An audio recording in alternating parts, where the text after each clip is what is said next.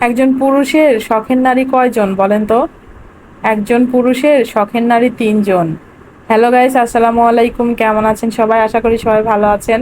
আল্লাহর রহমতে আমিও ভালো আছি। যেই কথা বলছিলাম যে একজন পুরুষের শখের নারী ৩ জন।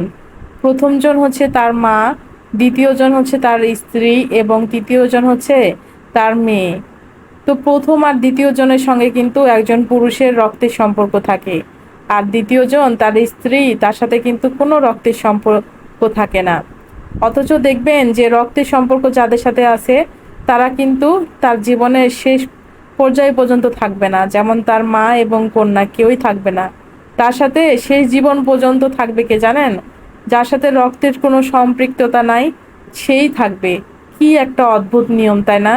যে এটা একটা কি সম্পর্ক, যে যাতে যার সাথে রক্তের সম্পর্ক নাই সেই তার সাথে সারা জীবন থাকবে, অথচ যাদের সাথে রক্তের সম্পর্ক তারাই থাকবে না সাথে।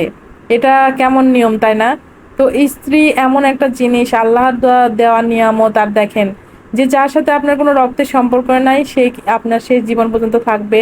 আপনার সুখে দুঃখে, আপনার বিপদে আপদে সেই স্ত্রীই থাকবে, কেউ থাকবে না। আপনার যাদের সাথে রক্তের সম্পর্ক তারা কেউ থাকবে না, আপনার নিজের মাও থাকবে না আপনার পাশে সারা জীবন, অথচ আপনার স্ত্রী থাকবে। আপনার বিপদে আপদে আপনাকে ভরসা দেওয়ার জন্য একমাত্র স্ত্রীই থাকবে, কাউকে পাশে পাবেন না। এই জন্য স্ত্রীকে সবসময় সম্মান করবেন, ভালোবাসবেন, তার প্রাপ্য যেটুকু সেটুকু দিবেন।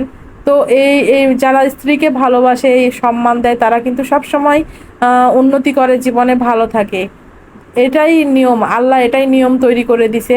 আর এই বিষয়টা আমি মাঝে মাঝে চিন্তা করি যখন, তখন আমার নিজেই আমি অবাক হয়ে যায় যে আল্লাহ পৃথিবীতে যে পুরুষের যে ৩টা শখের নারী, তাদের মধ্যে ২ জনের সাথে রক্তের সম্পর্ক, অথচ তারা তার শেষ জীবন পর্যন্ত থাকে না। কিন্তু যার সাথে রক্তের কোনো সম্পৃক্ততাই নাই সেই তার জীবনের শেষ প্রান্ত পর্যন্ত থাকে। তো এটাই হলো নিয়ম। তো আমার ভিডিওটা কেমন লাগলো সবাই কমেন্ট করে জানাবেন। আর সবাই ভালো থাকবেন, সুস্থ থাকবেন, আমার জন্য দোয়া করবেন। আর আমার ইউটিউব থেকে যারা ভিডিওটা দেখছেন সবাই একটু সাবস্ক্রাইব করে দিবেন।